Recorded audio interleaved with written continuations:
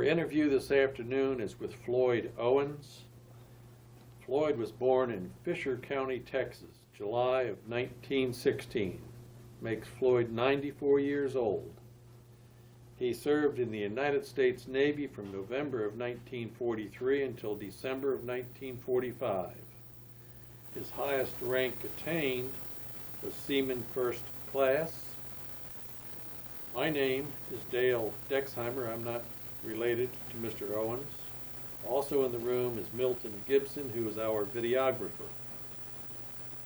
This interview was conducted at Burleson, Texas on Thursday, November the 18th, 2010. This interview was conducted for the Veterans History Project at the Library of Congress and also for Operation Remember for the city of Burleson, Texas. With that, Floyd, we're going to let you tell us your story of your years in the Navy in World War II, sir. Well, I was first moved when I got out of boot camp over on Coronado Island, Tent City. And I spent about, I guess about 8 months there.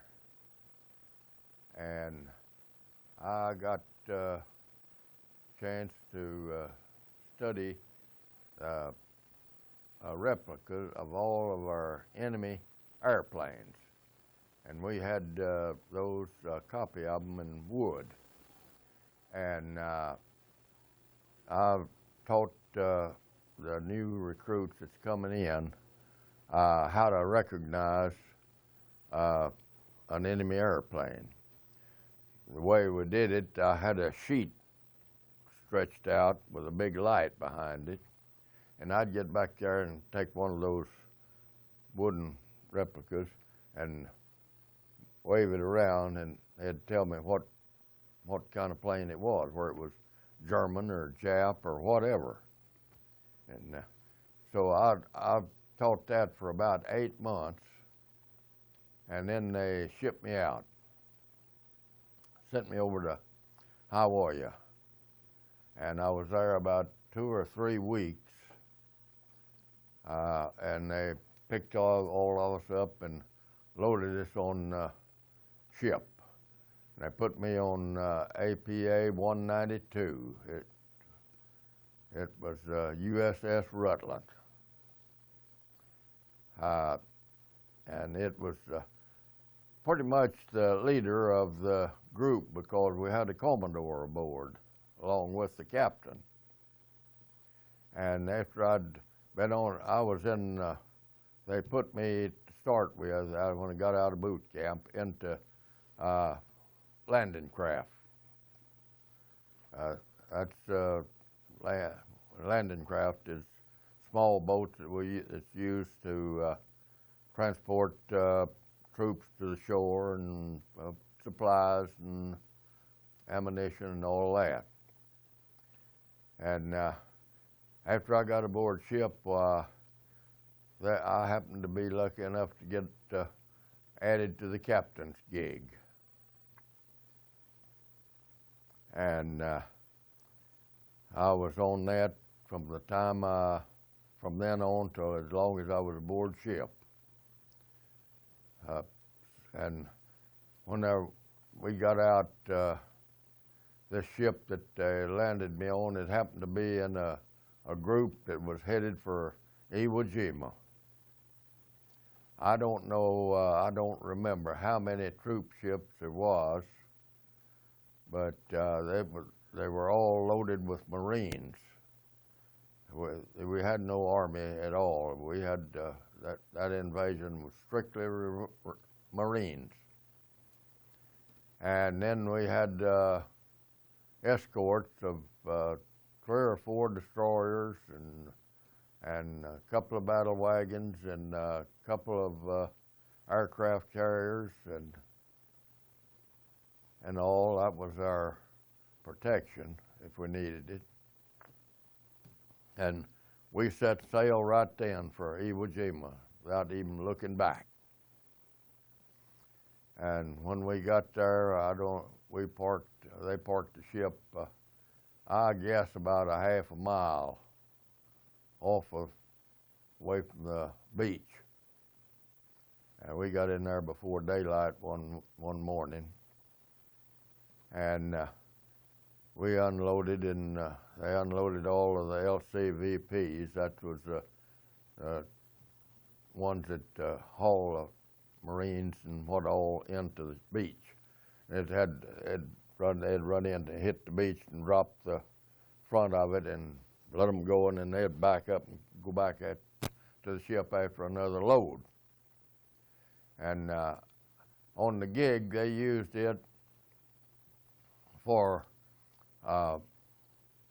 wave leader. We went in and carried in the first wave, and then we went back to the ship and got another wave and come on in. And as well as I remember, a wave was about 8 boats, all loaded. And of course, each one of the ships, the troop transports, had their group just like we did. And after we got the 11th wave in, well, they decided that we'd be better off for us, because we had radios in our boat and everything, and an officer. And they decided for us to just run a circle around and about 150 yards off of the beach. And each time somebody brought in a wave of troops or whatever, well, we stayed in touch with the beach. And they had the beaches in colors, red beach, and green beach, and blue, and they had about 4 or 5 beaches. Well, we knew when a wave come in, we found out what it was, and we knew just exactly where they wanted it unloaded on the beach. And we just circled around out there for about 2 days and nights. The only time we went aboard ship was we run over something out there and ruined a prop on the boat, and we had to go in and get a new prop put on it, and then we went right back out there. They brought us food and drink and everything out there. And we was making that circle out there the morning that they raised the flag on Sarabanchi. And we could see them Marines going up through there with their rifles and up through there in all them caves. And the Japs had them caves of rails in them, and they had them big guns, had their big guns on rails where they could come up out of them caves and shoot them, then run them back down in there right quick and reload them. And they was real rough with them big guns there for a while. But about 10 o'clock that first morning, they, the ones in charge of ours, called a halt on everything. Everybody stop right where you are. And they brought in a line of destroyers around like that, and then back behind them that ship that's next above destroyers, and then back behind that was the battleships. And they turned loose on that island, and that was the darndest noise and tear up that you ever heard in your life. And that biggest battleship, the guns and all was big enough on that when they fired it, we could sit there and we could see that chub stuff on its way. It was big enough and going there to where we could see it. And we sat back off out there and watched all that till it was over with, and then we went right back to unloading. And by that time I think we just about had all the troops aboard that was, the island that was had on ship, and then they started hauling in supplies and ammunition and guns and all of that. And there was a lot of them Marines had them fire, what do you call them? Flamethrowers? Flamethrowers, yeah. We could see them going down through there with them flamethrowers, sticking them in them caves and all as they went by.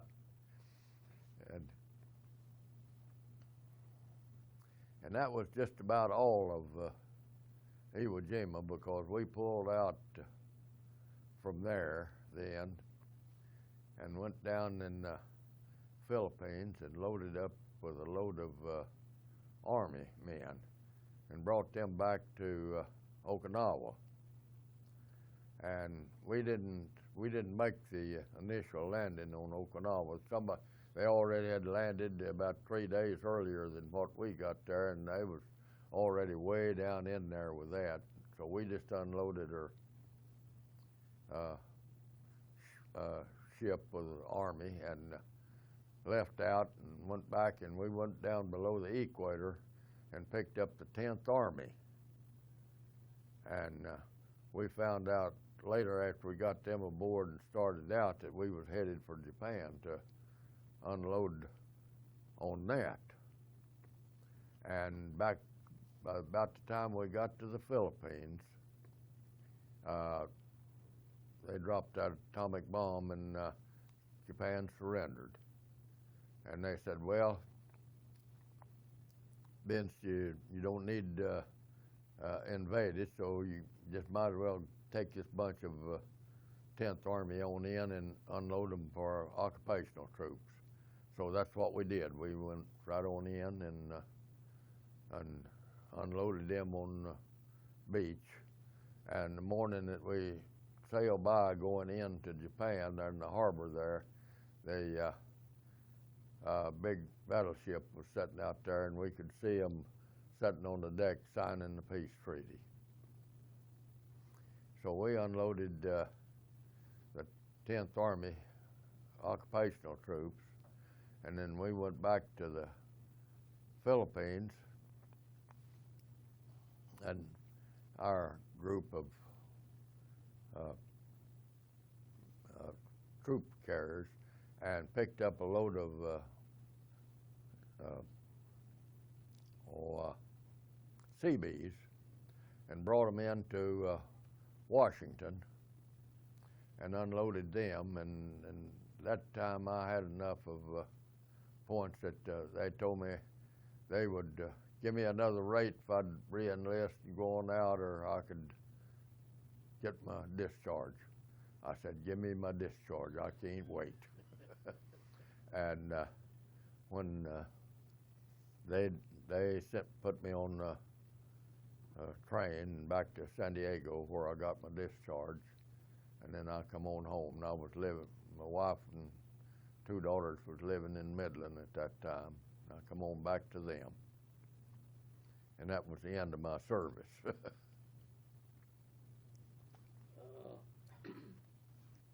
go back to the start, Floyd. You were born and I guess grew up in Fisher County, Texas? Yeah, until I was 18 years old. Where is Fisher County? It's north of, do you know where Sweetwater is? Yes, sir. It's north, it's about halfway between Sweetwater and Roby. Okay. Okay. Your family in the farming business? Yeah, Grew a lot of cotton? my dad was a farmer. Grew cotton? Yeah, mostly cotton. Of course, he had plenty enough feed to take care of. We had stock. We didn't have any tractors then. So your dad farmed with horses or mules? Both. We had mules and horses, both, and we always had a cow or two. Did you get to help him when he plowed or anything that he did? Oh yeah, I run. He'd put me on one listing plant when we was listing them up, getting the beds up, and then go back and bust them middles out from plant. I planted and listed and planted and run the cultivators all after I was about 10 years old. So you're behind that mule or that horse, whichever? Yep. G and haw? Oh, no, it'd just get the hell on down the road. Okay. No G and all to it. I had a good whip that I carried all the time. We talked to a gentleman last week, and he remembered the names of his mules. You remember what those mules were named? No, I sure No? don't. I don't know that Long I had time them. ago. I had them named. I know we all had every horse and mule named, but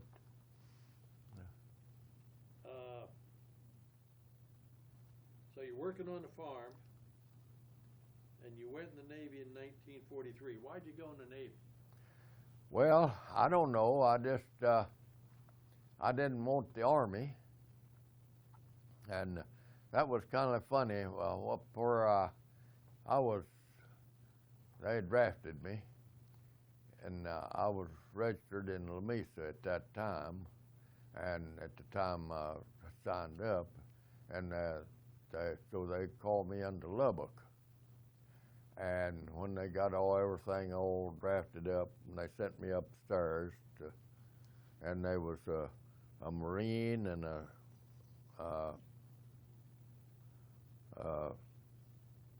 Navy man and an Army man sitting there. And when I got up there, well, they was real nice. They said, "What branch of the service do you want to go to?" And I said, "I want to go to Navy." The Marine was sitting over there, and he said, "What the hell's the matter with the Marines?" I said, "Not a damn thing, sir. I just want to go to Navy." He kind of grinned. He said, "Well, all right." Pointed to the Navy man and said, he belongs to you. So I'm sorry, did you have any brothers or sisters, Floyd? Maybe. Not in the service. It went to the service. I had 3 sisters and 2 brothers, and both of my brothers was older than me, and my brother right next to me had already died. He got suffered brain hemorrhage and died before that ever happened. And my oldest brother was chief of police in San Angelo, Texas at that time, and they never did draft him. He had a job like that, and they just left him alone. He never did go to service. So out of 5 children, you're the only one that's really served during the war? Yeah, I was the only one that went to. Okay.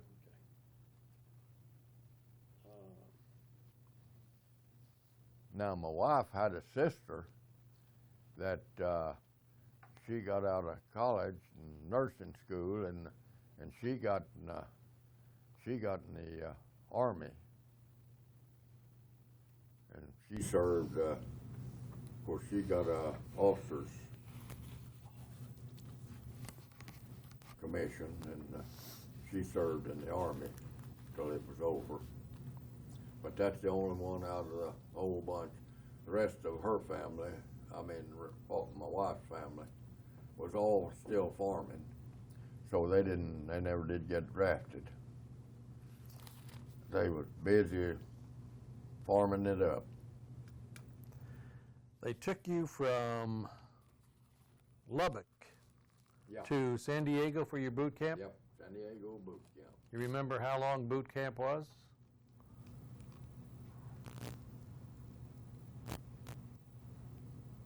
Seems to be like that it was about 2 months. 8 weeks, something like that? Huh? 8 weeks. Something like that. It's somewhere in that. Taught you how to march. Oh gosh, everything. They had us out doing everything that they could think of. Kept you pretty busy. Yeah. You said when you got out of boot camp, you went down to Coronado to Tent City. Tent City, yeah. Tell us a little bit about Tent City, Floyd. Well, it was just a place down there on Coronado Island, and it was Oh, I don't know how big it was now. They had 50 or 75 tents down there. And we, of course, I had that aircraft recognition deal, and I went through a lot of drills and all that and everything. And But you lived in a tent. yeah, we lived in a tent. How big was the tent? How many guys in a tent? Two people per tent. two guys per tent. And then you had a mess hall that you went to somewhere else? Yeah, we had a good mess hall up there where we went to eat. And it was permanent? It was a Yeah, wooden building? It was a wooden building, yes. Okay. But the tent city, that was just because they needed something real quick to put you all in? Yeah, and they had showers built down there and hooked up and all where we could take our shower every night. Okay. From Tent City, they assigned you to USS Rutland, APA 192. Right. How long do you remember that ship being? How long? What? How long was it, front to back? Oh gosh, I don't have any idea. Football field long? 300 feet? I would say something. It was a pretty big ship. Yeah, it was a pretty big ship. I think we carried about 1,500 troops besides the crew. You ever get in any rough weather on that ship? Not to say just real rough. We hit some pretty rough weather out there. You know, wind blowing, and pretty big waves and all. But we was never in any danger from the weather. You were assigned to the captain's gig. Right.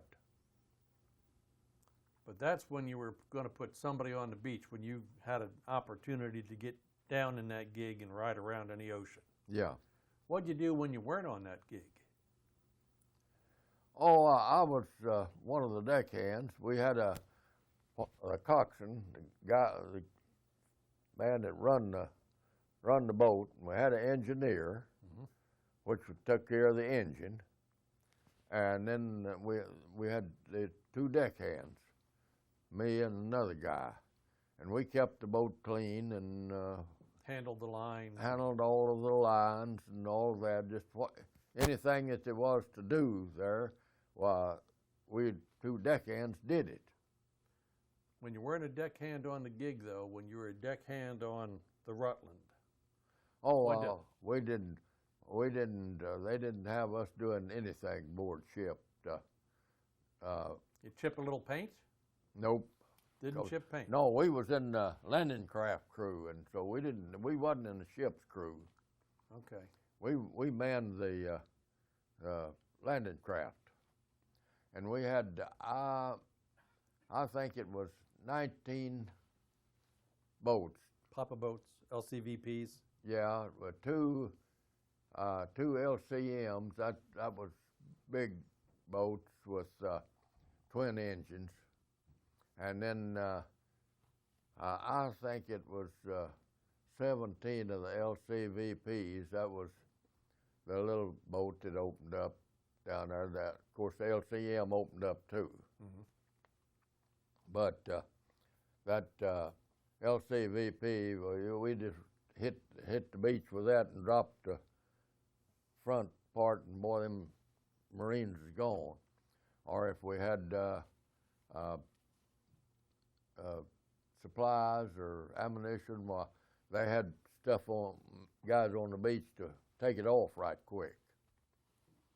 And we didn't have to, the guys that ship's crew on that didn't have to fool with it much. Because when we was carrying in troops, why, all we had to do is just drop that front gate and they was gone. We pulled it up and backed out and got out just as quick as we could before we got hit. When you led those Marines in at Iwo Jima, you led the 1st, the 7th, and the 11th wave. Yeah.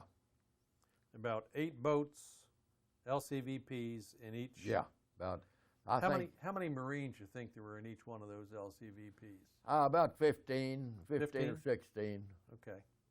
Yeah, we could, the LCVPs could haul about anywhere from somewhere around 15, 16, So each wave would have had 120 guys, something like that. something like yes. that? And you led them with a captain's gig. Yeah. So were the Japanese shooting at you?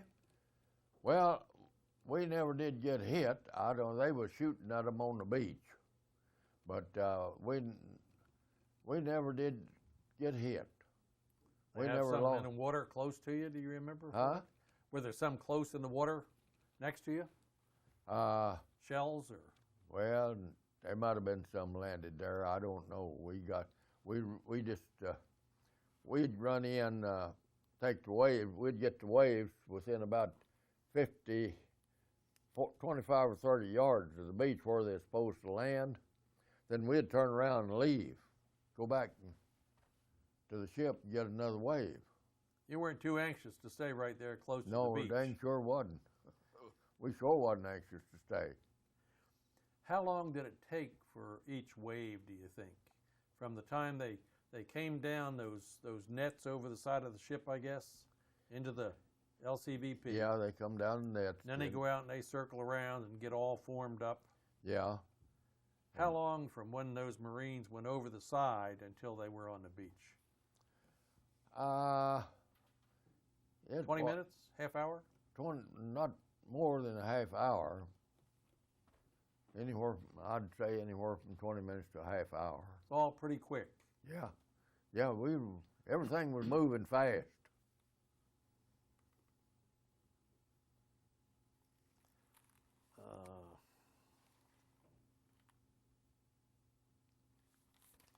See where I am here. Saw him put the flag up on Suribachi. Yeah.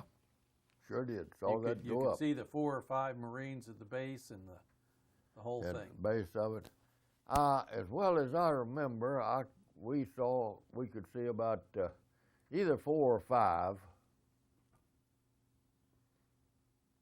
Okay.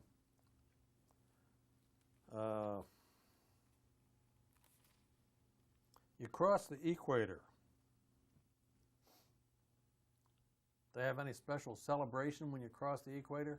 Oh, they kind of there was a few aboard ship that had been across it before and it was seasoned up, and they give us us rookies kind of a bad time.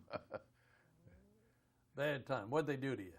Well, they tried to throw us overboard and a few things, but there was so many of us that they couldn't do very much. We kept them from it. Wasn't anybody got hurt or anything. Well, that's good, I guess.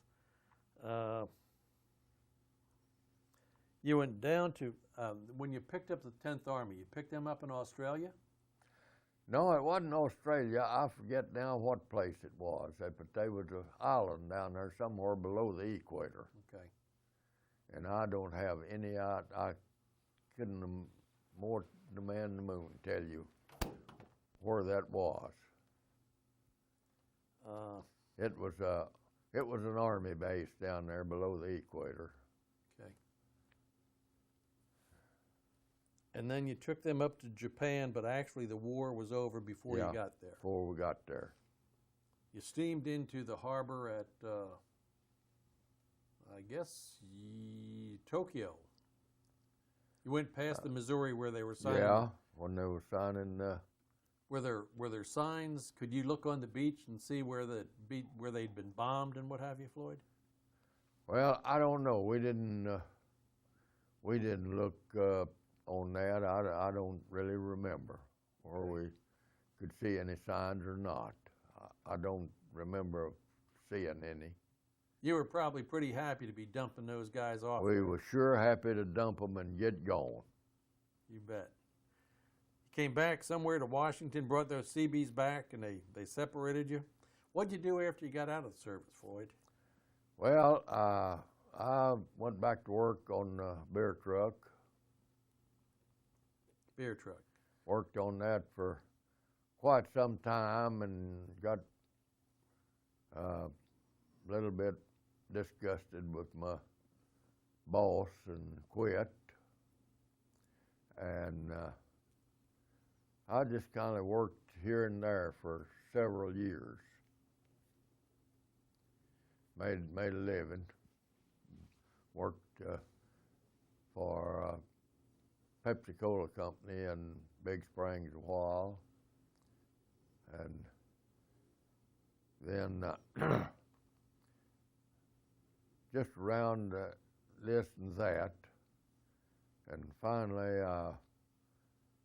got a chance. I went to work for the man in Monaghan's, the Coca-Cola man there, and he was also the beer distributor. And I went to work for him and as sales manager in the beer department. And I was getting along real good, and there was a friend of mine come up and told me, he said, this Morton food distributorship down here is open, why don't you take it? And I looked into it, and sure enough, I just took it. It was a good distributorship. Morton Food Distributor had a line of potato chips and salad dressings and things for the grocery store. And then we had a line of merchandise for all of the cafes, all of the spices, salad dressings, pickles, and all of that cooking oil that they used in the cafes. And I worked that for about 2 years. Did real good, made good money at it. And Amarillo deal became open. So they asked me if I would like to have that, so I took it. I was hoggish. I thought I really wanted it. Went up there and went to work, and started out with 2 trucks up there, and I had all of the whole territory.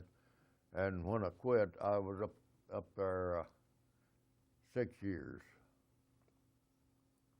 in Amarillo, and I had 6 trucks running when I quit. I just really got thoroughly disgusted because I couldn't keep drivers. They had quit, and I'd stayed on 1 to 2 routes all the time.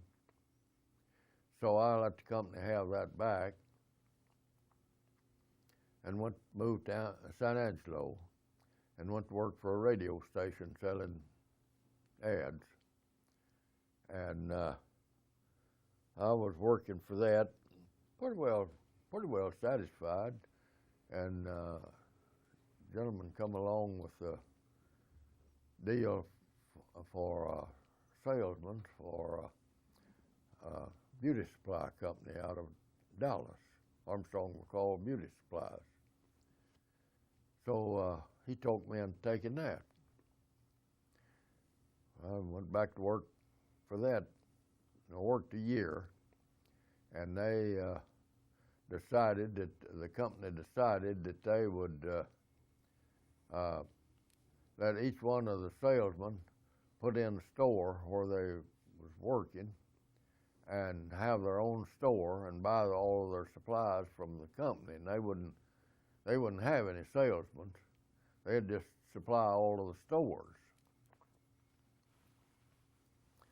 Well, I took that and did real well with it. And then I went to Corpus for a while. I didn't like that. And the fellow that had the Wichita Falls store, he was about to go busted. And he told me, he found out I was kind of dissatisfied in Corpus. He said, I'll tell you what I'll do. He said, if you'll go up there and buy my inventory, I'll just give you that distributorship up there. I said, okay. So I went up there and we inventoried his stuff. I think he had about $40,000 in inventory. So I just paid him off and took over. And I run that store for 4 years.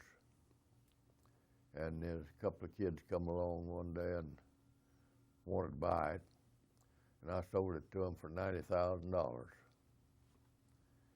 And he paid me $39,000 cash and paid me $1,100 a month then. Well, I was going to retire anyway. I started drawing Social Security about that time. Well, about a couple of months after retirement, I got ants in my pants and got to helping a neighbor make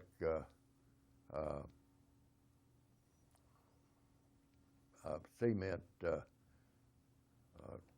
places for the country. We lived out in the country for the for catching all of the wastewater and bath. Oh, okay. And that run into pretty much work.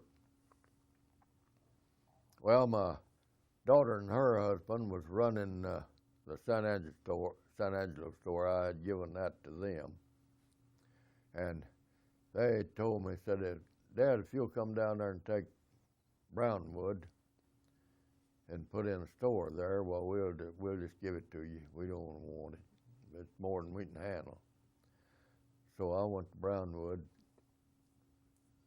put in a store, and run that for 5 years. And was sitting there in the office one day, and one of my customers come in from out in the country and said, Floyd, would you sell this store? I said, well, I never had anything I wouldn't sell but my wife there, and I'd give her away sometimes. She said, well, what do you want for it? Oh. I sat there and I thought I really didn't want to sell it. Sat there and I thought for about 10 or 15 minutes, and finally I looked around. I said, I'll take $100,000 for it. She turned around and talked to her dad for a minute, turned back and said, believe me, we'll just take it. I said, well, okay. And she said, we'll just write you a check for it. And I said, no, you won't either. I said, I'm going to carry half of that on paper. You can pay it out by the month, because I'm not going to have Uncle Sam sacking me for $100,000 here. So she didn't want to, but she finally, in order to get it, she saw I wasn't going to go otherwise. So then after that, my son-in-law and I opened up a beauty equipment leasing company. And we leased beauty shop equipment for several years.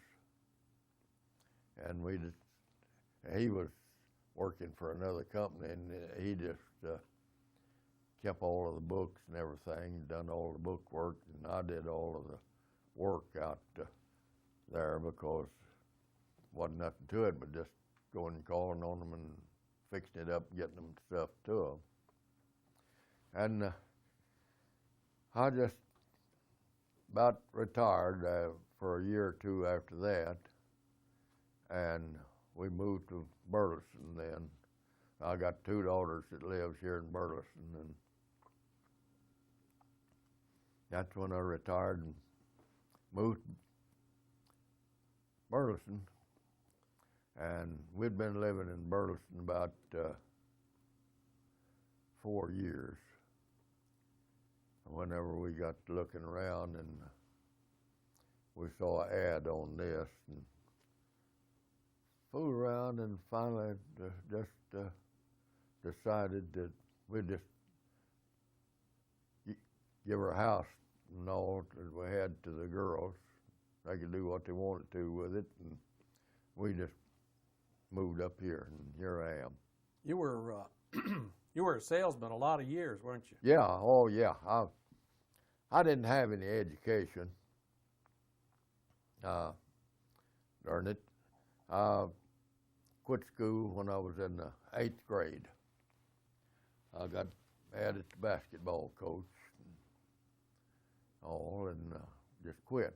Seemed like a good reason then, didn't it? Yeah, but Dad said, well, that's fine. I'll just put you on that planter out there and you can start planting. Okay. But I worked for Dr. Pepper Company in Big Springs quite a while, one stretch. And he started having sales meetings for everybody. And I was bottler. And but I attended the sales meeting, and I caught on to that. And I ordered me some books on sales and studied it, and finally got a route, Dr. Pepper route. And I studied every time I'd hear of some kind of a sales deal somewhere, well, I'd order it, study it, work at it. And not bragging too much, but I think I made a pretty good salesman by doing all of that. I really worked at it because that's all the education I had, and I knew it. Let me go back and ask you just one more thing here, Floyd. Okay, I'm in no hurry. You were married when you went in the Navy? Oh yeah, I married in 37. 37, you went in the Navy in 43. Okay, so you'd been married 6 years. Yeah. Have children? Yeah, I had 2. You had 2. Well, so you were, one of them was born after I was in the service. Right. My wife was So pregnant. you were, in 1943, they were looking for folks to the point that you were married, really had 2 kids, and you were still going to be drafted. Yeah, I was drafted. Yeah. That was, we don't normally think about people being married and with children being drafted. We always think of kids that are 18, 20 years old, Yeah, single, etc. But they was needing men bad. They was taking nearly everything that they could do. And they took the best salesman in West Texas.